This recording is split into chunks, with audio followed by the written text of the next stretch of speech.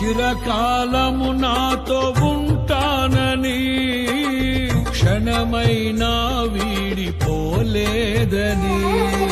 నీలో నన్ను చేర్చుకున్నావని, తండ్రితో ఏకమై ఉన్నామని, ఆనందగానము నే పాడనా, ఆనందగానము నే పాడనా, ఏదైనా నాకున్న సంతోషము నీతోనే కలిగున్న అనుబంధమే, ఏదైనా నాకున్న సంతోషము నీతోనే కలిగున్న అనుబంధమే.